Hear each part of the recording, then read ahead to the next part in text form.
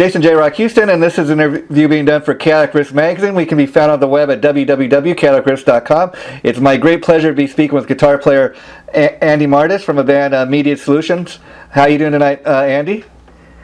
Everything's good, man. How are you doing? Now, I understand you guys are based out of LA. I was curious, how long has the band been together? Well, let's say that I created the band in Europe, in Italy. Oh, okay. Yeah, and then once I decided to move over here, basically, I went by myself. And all the other guys didn't have the guts, to change their life drastically. Wow. So, were you guys? Did you guys all meet up in Europe initially, or did you find the guys here after you moved? We meet up in Europe, and then when I moved over here with everything, I had to find a new member. Wow. How exciting is that? Yeah. Now, what was that like for you? Because, I mean, had you ever been to the United States before? Have you lived primarily in Europe all your life? Excuse me? What you say? I was curious, before, making the recent move here, had you lived most of your life in Europe? I assume that's where you're originally from? Yeah, I'm from Italy, yes. Yeah. And so what was it like making that move? That must have been quite a change in every possible way. No, it wasn't easy at all. Since, I basically need to start from the beginning over here. Yeah. Wow. And so, everything. I was curious, growing up then, being from Europe, who were some of the, were you into a lot of the European bands, or were you equally into the American bands? That's hard to say. I mean, okay, well, who were your heroes growing up? Like, when you were growing up, who were the players that inspired you, or the bands that you were into? What you say? Sorry, the signal is Oh, I'm sorry. Well, when you were growing up, like, who were the guitar players that influenced you, or what was the music you were listening to when you were growing up? Oh, the two guitar players for me. Yeah. I will say, well, definitely one is Ty McDowell from Pantera. Oh, wow. Yeah. And another one, I would say Ace Frehley from Kiss. Oh, wow. Oh, well, that being said, I got to ask you if you had a chance to check out Ace's new covers record, because it's quite a remarkable album. Yeah, I did. Yeah, and I really loved his new version of Cold Gin. I mean, that's a Kiss original, of course, but I'm glad he finally put out a version with him singing. It's just a great overall record from top to bottom. Yeah, definitely. And now let me ask you. So once you came over here to the United States, how long did it? What was the process you went as far as finding the band members? Did you put ads out, or did you contact people via the internet? Kind of both. I put some ads on Craigslist and talking around with people.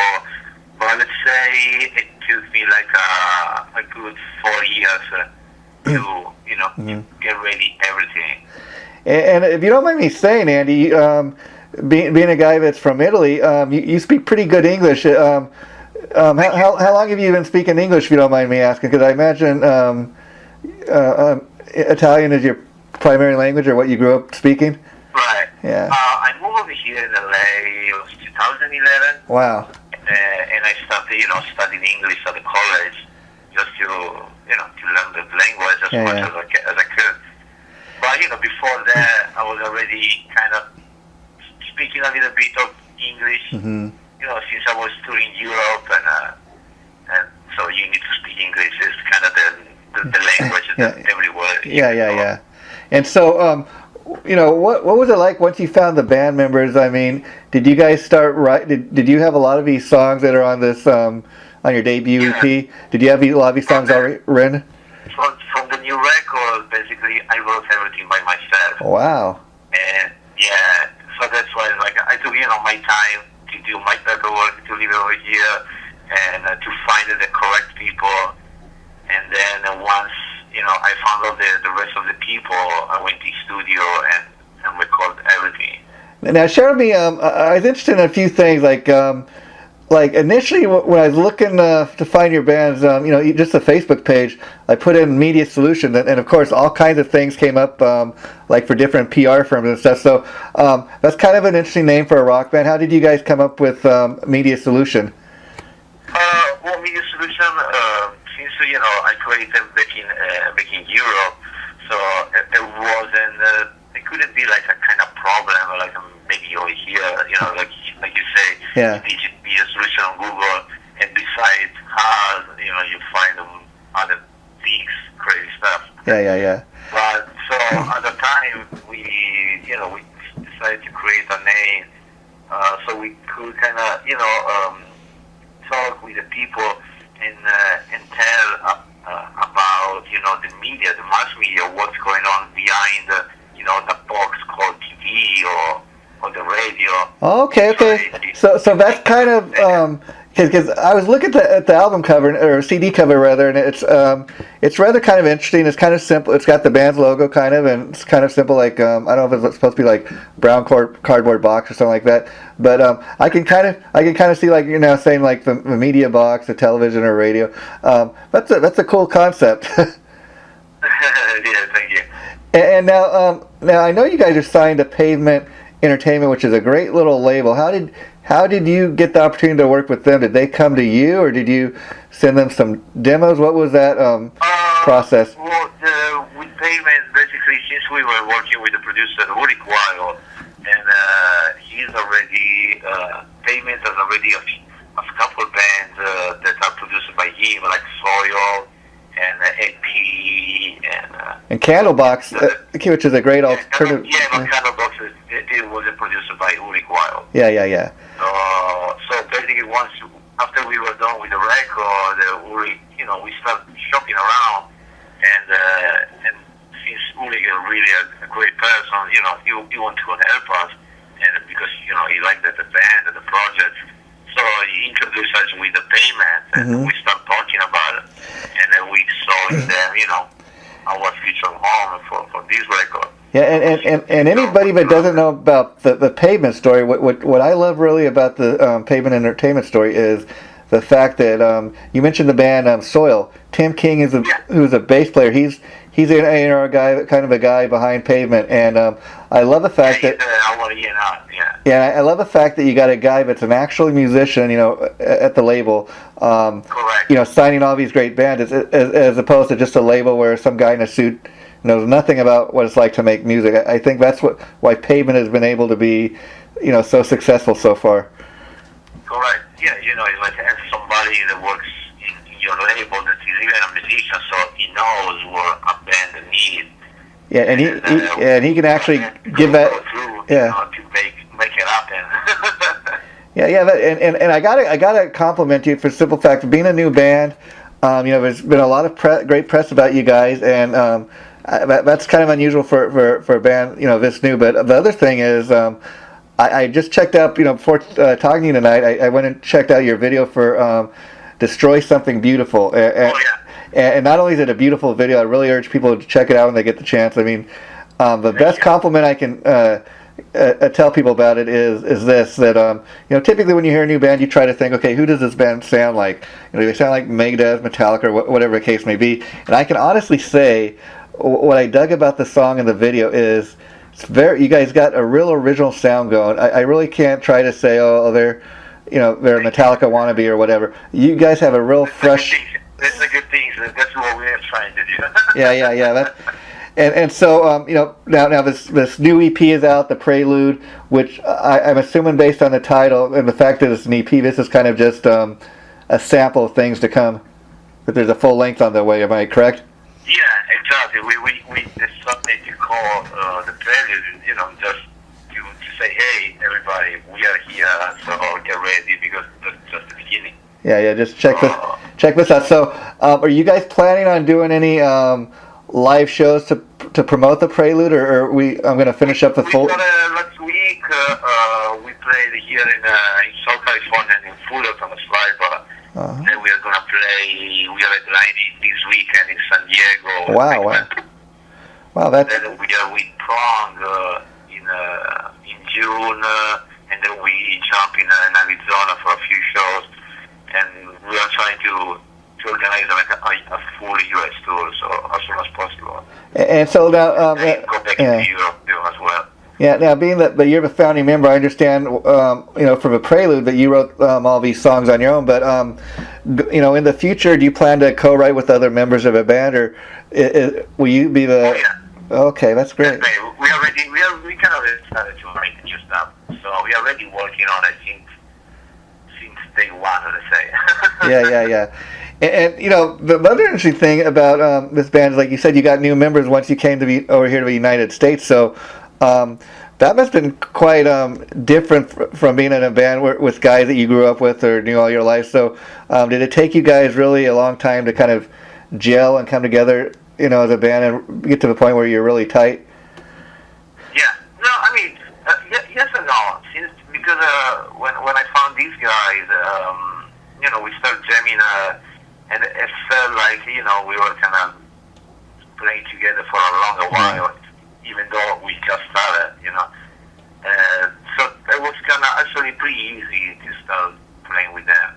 Yeah, and actually, if people want to check out this video we were talking about, Destroy Something Beautiful, I know they can go on the Revolver Magazine website and check it out. Yeah. But I want to talk a little bit about the video. First of all, great song. I mean, I really dug the song, but was your guys' choice for that song to be the first single, or was that the record company's choice? We did it together. We had a few choices, and we decided all together which one was kind of the more appropriate. Yeah. To start off, yeah. Well, I gotta be honest, this is the only song I've heard so far. I haven't a chance to get the rest of the album, which I plan to do, because I just love the one song I've heard so far. But talk a little bit about the video. I mean, how long did it take you guys to film that? And can you share with us where it was filmed?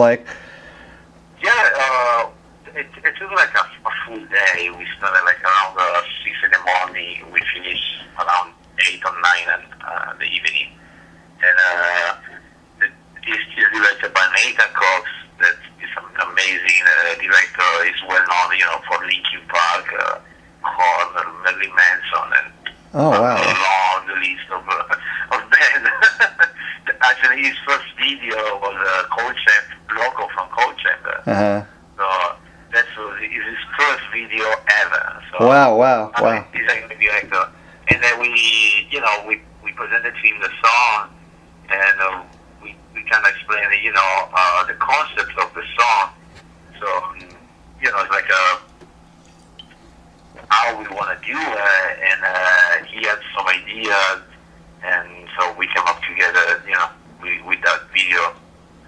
I really like it. It was fun.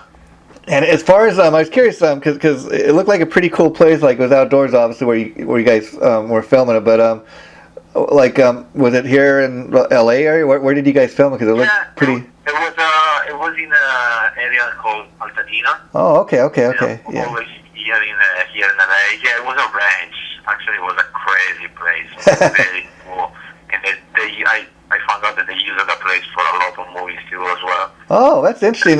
That's interesting. Then I mean, just based on what I've seen in the video, it looked like you guys had a lot of room to run around and stuff. Yes, it was huge. It was definitely amazing. And so, as far as the film and video, did you kind of have a storyboard or anything before you went to shoot, or okay, this is what the concept's going to be, or did you just kind of go and shoot it? And we just had some ideas in our mind, and then like I said, Nathan and with the producer Corey Reed, so they started to write down us, storyboard and everything.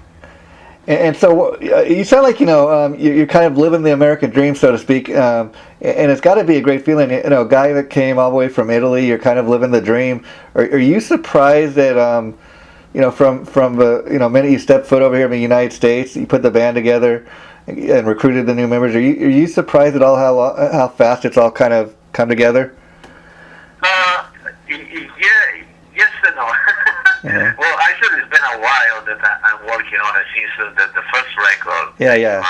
2010, and so with that record, I kind of learned how is it here in the U.S. and how it works. Yeah. But yeah, definitely the difference about U.S. and LA. If you want to make it happen something and you work hard, you can do it. You can make it happen. Absolutely. That's the way it should be. Like in Italy, it wasn't so easy to do everything. Yeah, that's the way it should be. I like to think that if you work hard enough, you can, that you can achieve your goals. And the kind of interesting thing that you kind of just touched on is a lot of like if you go to shows in Europe, a lot of the rock shows in Europe, the European fans have a lot more appreciation for like, this type of music than American audiences. Whereas a lot of American, rock fans, they're kind of into like flavor of the month, and it's kind of surprising that you go over to Europe and they just have much more love for rock music over there. No, definitely. Like we were on tour in Europe last winter, and even though I'm from there, I'm from Italy, but now we are basically an American band. Yeah. Everybody loved what we were doing. And so, like when you go, when I was an Italian band. so when you go back over there, like with Media Solution, and you guys play over there, do you get treated like a rock star? I mean, that must be a great feeling. Go home and be able to. Definitely, we got treated differently than when I was an Italian band. Yeah, wow, that's interesting. Even though it's the same name. Yeah. But since everything we accomplished in these years, we got treated different way, and I'm really glad and happy about it. Now you mentioned that you have a previous album now. So obviously the band is being launched with the Prelude here in the United States. But do you guys have any plans or know if Pavement will be releasing the previous album as well, or does that kind of depend on how this? We don't know. We didn't talk yet about it. The previous record was released from a label from UK. So I was kind of curious then, being that probably a lot of the European fans know the stuff off that first album, but when you play here live, will you be playing primarily the songs off the Prelude, or will you be playing any of your older material? Well, we started working on the new songs, really, on the new show for the new album. And we still play like 3 or 4 songs from the previous record. But mostly, from the new one. It depends, like, if we are headlining, we can, add more from each record and do, like, a full hour or stuff like that. But if we have, like, a short set, like, maybe we are opening for somebody, we mostly play the new stuff. Oh, okay. And being that, being that you're the principal songwriter, as far as the stuff on the Prelude, I was curious. When you do your songwriting, does it typically start with the guitar riff, like for you, or do you ever like start with the lyrics? Let's see. Oh, so far not yet. Okay. Yeah. And we always start, like a guitar or drums, stuff like that. But no, so far we didn't start with just voice yet. And then I was curious, as far as the recording process, like when you guys were recording the songs for the Prelude, were you in all the same studio recording, like as a live band, or do you do it kind of a modern way where every guy kind of records his parts separately?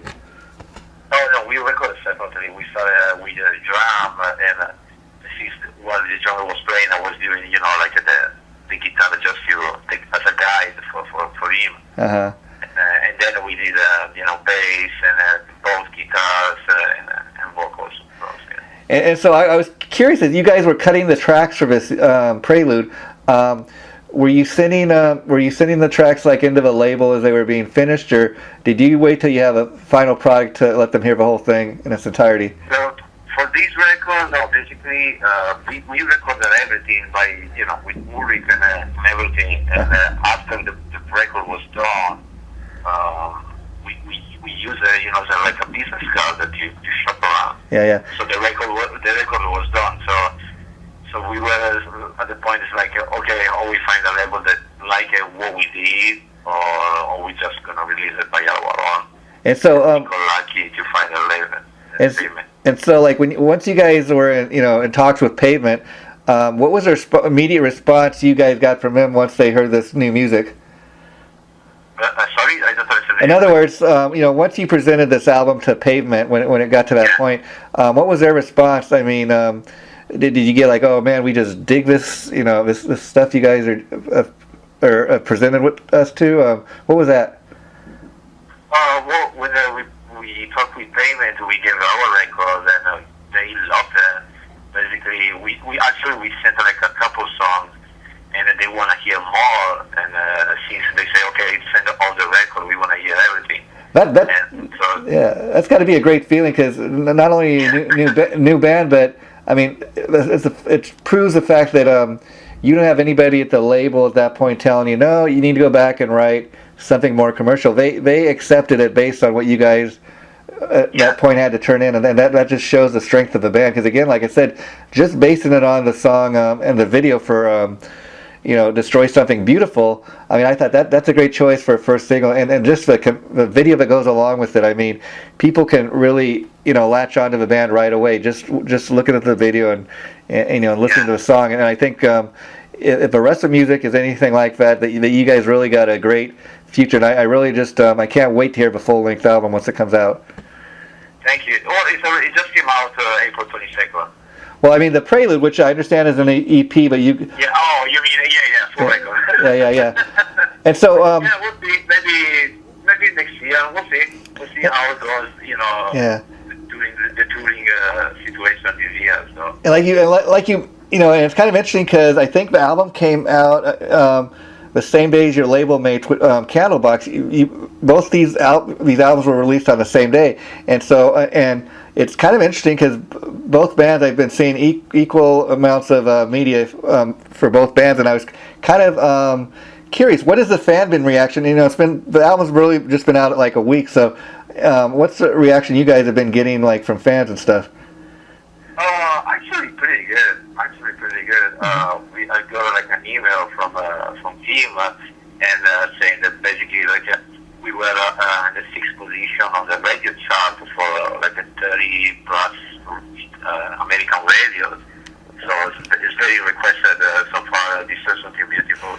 Well, let me congratulate you there, Andy, on that, because and among all the other things that are about to come your way, because I just gotta imagine that. See, that's the power of the internet to me. I mean, I believe years ago the big labels really screwed it over for themselves. I mean, that's why we're able to have great independent labels like Pavement Entertainment, just to name one. And that's why it's kind of amazing. If you look at the power of the internet, I mean, you must see it just since you put the band together.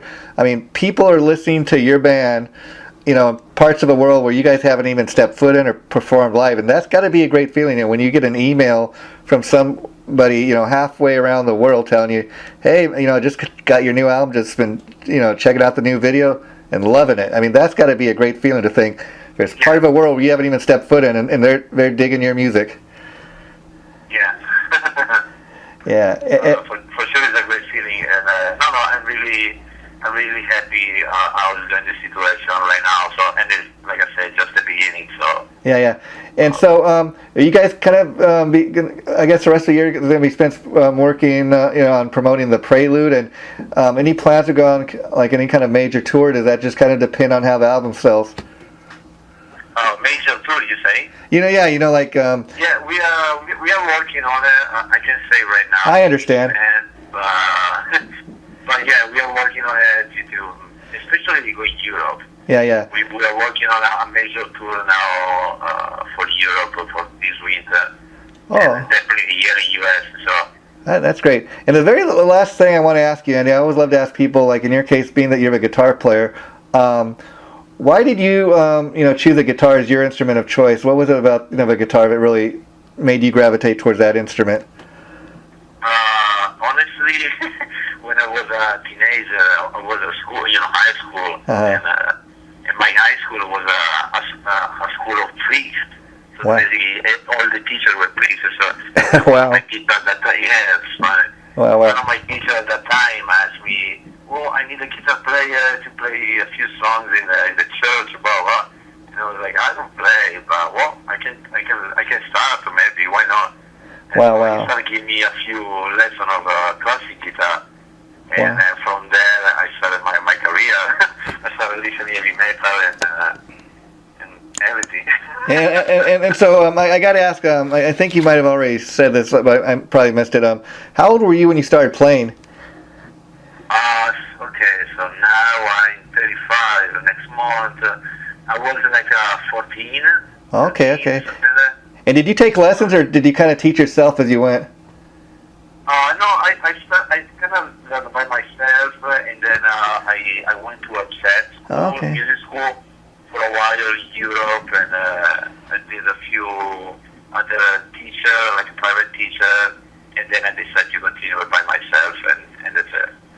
Well, once again, this has been an interview for Chaotic Riffs Magazine. We've been speaking with Media Solution founding member and guitar player Andy Martis. Andy, once again, I want to thank you so much for taking time out of your very busy schedule to talk with us today. And I don't know about you, but I've really enjoyed talking to you today. And I'd like to have you keep my number. Anytime you want to do this again, I'd be more than happy to do it. In fact, what I'd like to do is once I get a chance to get the whole album, and I'd like to hear the rest of the album, and maybe next time we can talk more in detail about the songs. So we could pump up the album a little more. But thanks so much for doing this, and take care of yourself. Thank you. You too, man. Okay. Thank you. Bye-bye.